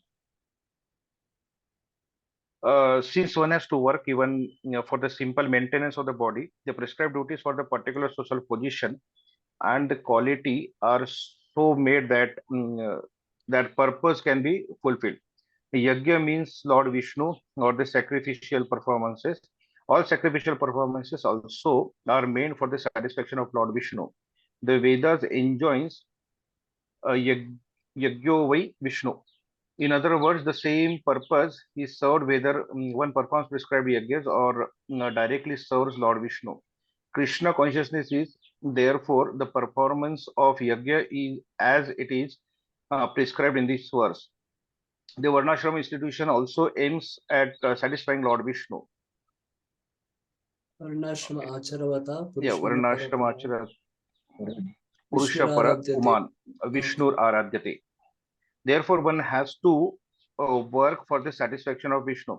Any other work done in this material world will be a cause of bondage. For both good and evil, work have their reactions, and any reaction binds the performer. Therefore, one has to work in Krishna consciousness to satisfy Krishna or Vishnu. And while performing such activities, one is in liberated stage. This is the great art of doing work, and in the beginning, this process requires very expert guidance. One should therefore act very diligently under the expert guidance of devotee of Lord Krishna, or under the direct instruction of Lord Krishna himself, under whom Arjuna had the opportunity to work. Nothing should be performed for the sense gratification, but everything should be done for the satisfaction of Krishna. This practice will not only save one from the reaction of work, but also gradually elevate one to to transcendental loving service of the Lord, which alone can arise one to the kingdom of God. Yeah.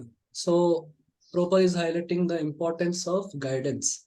So when one does his prescribed duty under the guidance, so then the devotee who is guiding, he can ensure that the person he is advancing spiritually, that he is slowly increasing his devotion to Vishnu, and thereby he is getting purified of his material desires. So otherwise, the default tendency is to go towards selfish enjoyment. So that's why there should be guidance, so that somebody is there is someone observing, and he is giving appropriate feedback and all. So that way it is important. So Prabhupada and Krishna also is not. Krishna has initially told how renounced order is not should not be taken prematurely, but now Krishna is telling how to work, how to perform karma yoga, so that you will eventually advance spiritually and come to that stage of sannyas. So there also prescribed duties, there are some different aspects which Krishna is highlighting. So now in the next, Krishna is telling about the concept of yajna. Next shloka. Saha yajna praja srishtva purovacha prajapati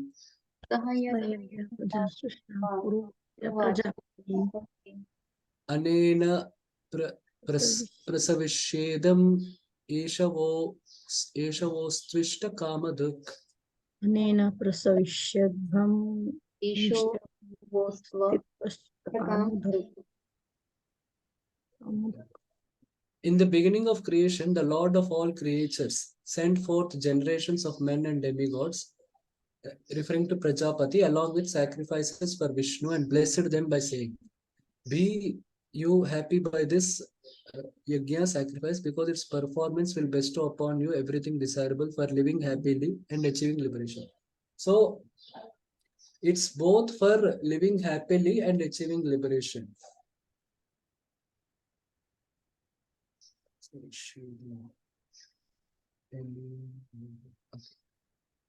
So Krishna is not just saying, means Krishna is advocating both. You can live happily in the material world. There is nothing wrong, but also you should achieve liberation. Means Krishna is not just in the Bhagavad Gita. Krishna is not just saying that this material world is only meant for suffering, punishment. Not exactly.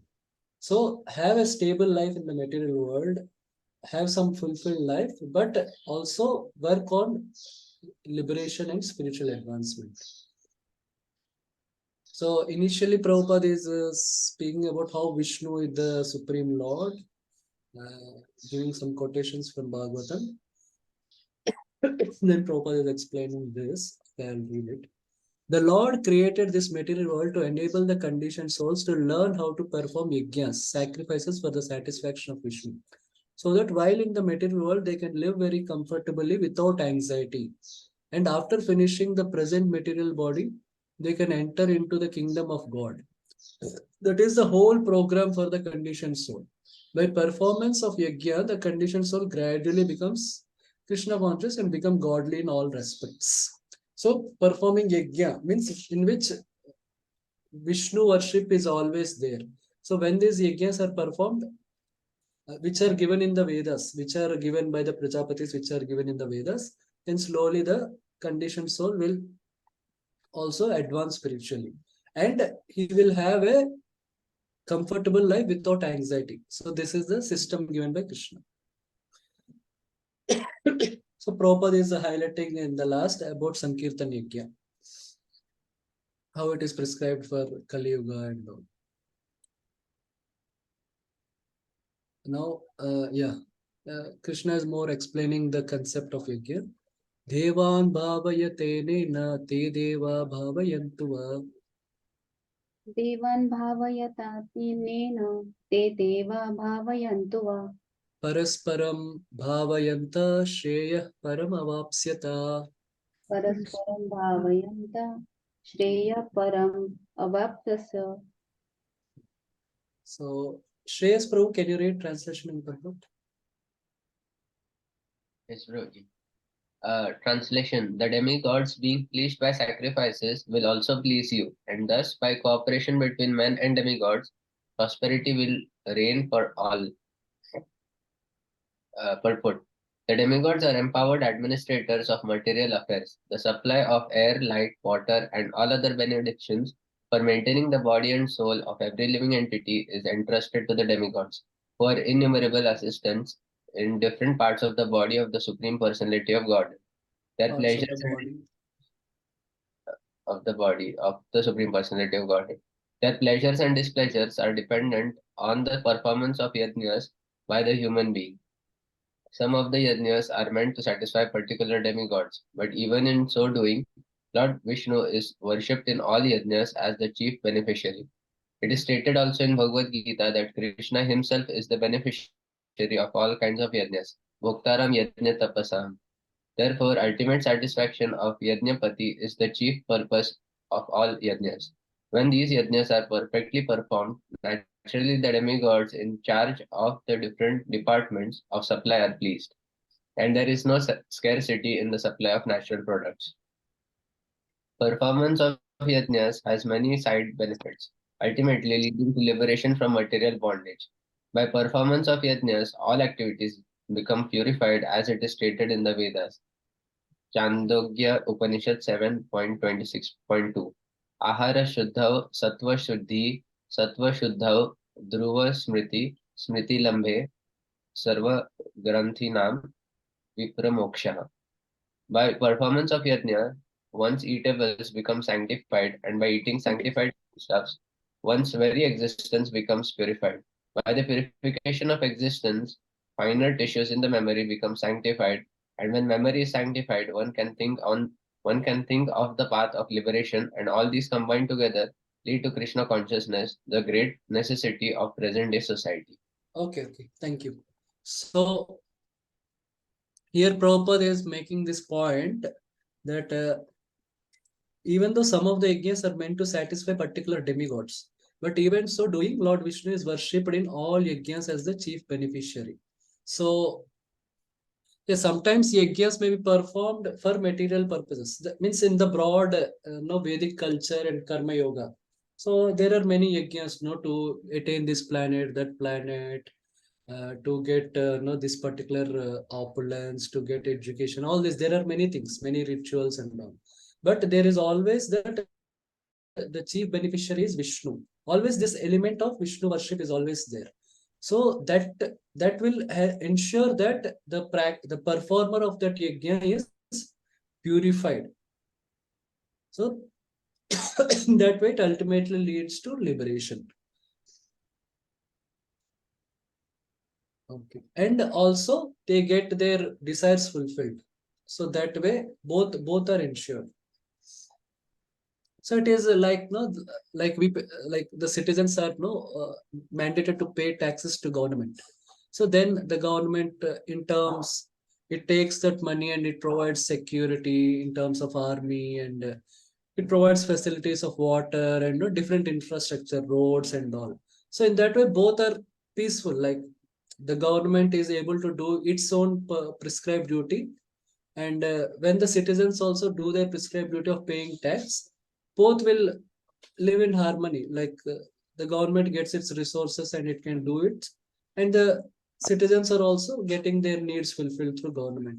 So it is a similar concept that is being done in that. Okay. Now in the next verses, Krishna will describe if one does not do this, then what will happen, and how to overcome that, and how to deal with such people. All these things Krishna will tell in the further things. Okay, any last questions, any quick questions in the last before we end up on this section? Okay, so I'll just revise and then we'll see the OBA question.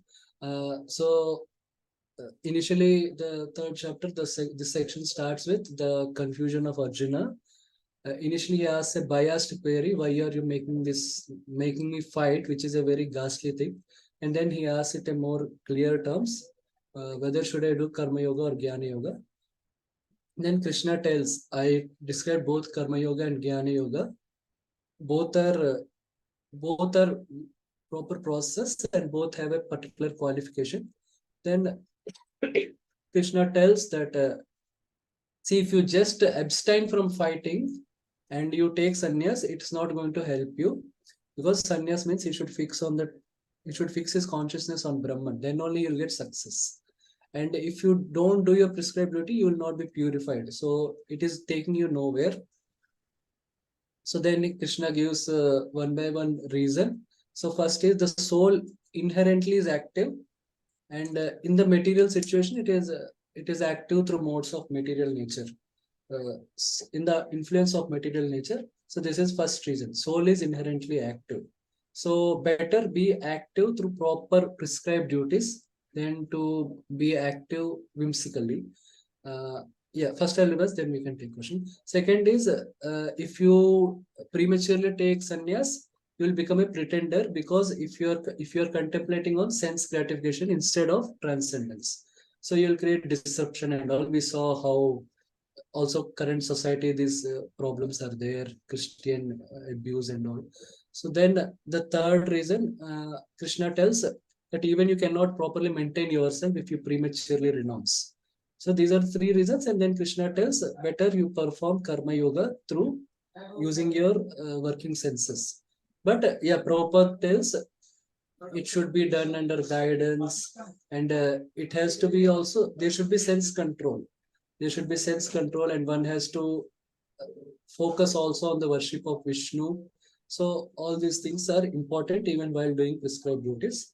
And then Krishna explained the concept. That's what, if you don't do prescribed duty, if that element of worship of Vishnu is not there, then prescribed duties will cause further bondage. With that element of worship of Vishnu, then it will cause purification and liberation. Then Krishna in the last two verses explained the concept of yajna. So how it will help one live comfortably in the world, as well as it will help one go towards liberation. So this is what it is told. Okay. Yes, Prabhu. Kishore Mahaprabhu, you have some question? Yeah, Prabhu. In the 11th shloka, it has been mentioned that we can do sacrifices for demigods. But elsewhere in Bhagavad Gita, especially 7th chapter, it has been very focusedly said that you should not worship demigod and you should worship Krishna only, correct? But then there are situations, there are two parts. Maybe in someone's life, someone may not be distressed, so he may not be that keen to do Krishna, but he may be so distressed that he may need some prosperity to take care of his material problem. So in that case, it is advisable to worship demigod. Yeah. So this thing I also once I asked Kamalochan Prabhu. So in Vedas there is demigod worship which has that inherent acceptance of Vishnu as the Lord, and there is also demigod worship described which does not have that. So what is condemned is the second one. In the 7th chapter, 9th chapter, what Krishna condemns demigod worship is refers to the second one, where the demigods are worshipped without recognizing Vishnu as the Lord. Demigods, like we see in Bhagavatam also, that Hiranyakashipu glorifies Brahma as as the supreme Lord and all. So that thing is condemned by Krishna in Bhagavad Gita. But this yajna, performing yajna to demigods with recognition of Vishnu as the Lord, so that is recommended by Bhagavad Gita. Now, if someone does not have that attraction for Krishna and can he do demigods? He has that thing. Yeah, so he can do the demigods, but he should have that complete understand. At least he should be given that complete understanding, so that at least he accepts that Vishnu as the supreme Lord and all. So this is for someone who is not a devotee. So we may say, and we can so based on his adhikar, so then he may be also, if possible, explain some inspired to give some charity and all to Krishna consciousness and all. It definitely that can be done, but also as devotees we should also see how we can gradually come to Krishna consciousness. That and some at least some holistic understanding, complete understanding should be given. Then if he wants to do, still he wants to worship demigods, then that's okay. Prabhu, one last question. See, now that we are into Krishna consciousness and proper preaching with ISKCON, when we actually go to the temple of either Ganesh, Hanumanji or Shankar, what exactly we should pray to these demigods when we go there, having knowing that Krishna is ultimate? Yeah. So these examples are given in Bhagavatam, like how the gopis pray to Katyayani Devi that that they get Krishna as their husband. So they pray for Krishna consciousness. It is said you can pray to Ganesh so that all obstacles, means when you happen to go to them, not you consciously go to them. So when you happen to go to Ganesh, so that you can pray that my obstacles be removed in devotional service. And then for Mother Saraswati, you can explain, give me intelligence to understand Bhagavad Gita. So these all things are there. Okay. I think one more hand is up, or anyone else has any question? Okay, so I'll just explain this OBA question.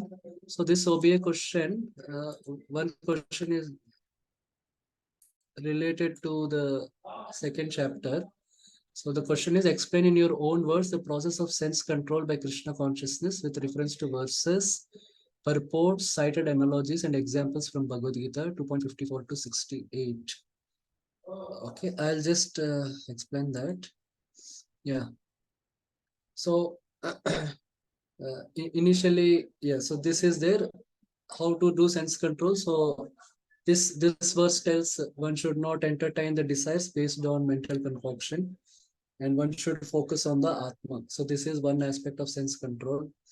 And in the second, Dukkesha Jugna Mana, so here Prabhupada explains in the purport how one sees the sukha given by the one gets through his karma as meant for Lord's service.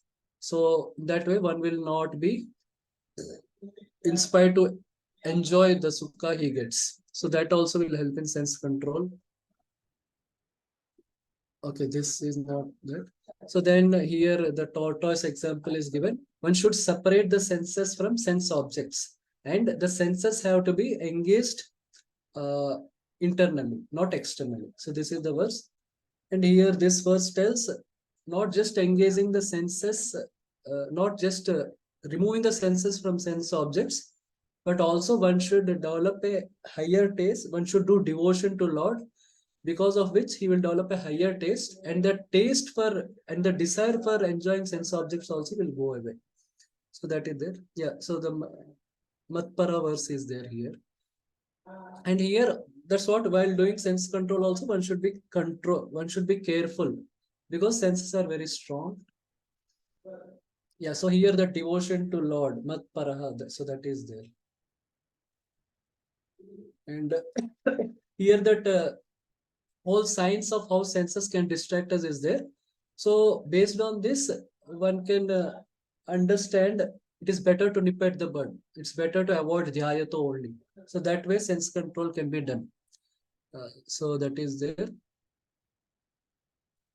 And yeah, raga dvesha. So even not just sense control, even mind control is also important. So that is there. 67, 66, 67. So that's what mind. So here Prabhupada talks about complete engagement of senses. So he gives that, and he gives Ambarish Maharaj's analogy also, example somewhere in this purports. So this way you can answer this question, but please write it in your own words. So 80% should be in your own and 20% only on references. So when it comes to Arjuna's situation on the battlefield of Kurukshetra, so Arjuna's sense control is he wants to enjoy the kingdom, and he wants to enjoy the associate company of his relatives, especially Bhishma and Drona. So that you should how to explain it in how to, based on what Sankhya Atma means, based on the knowledge of soul in the second chapter and all, you should explain how Arjuna should not do that, so that you can quote relevant shloka. And your own practice of Krishna consciousness also, you can give that solutions, that one should focus on sense control also. We should be careful, conscious that your senses are very strong, and then better to nip at the bird, better not to contemplate only on sense objects, and complete sense engagement. In your own words, with relevance to your own life, you can explain. Okay, I hope this helps in answering the question. Okay, thank you very much for your participation. Srila Prabhupada ki jai.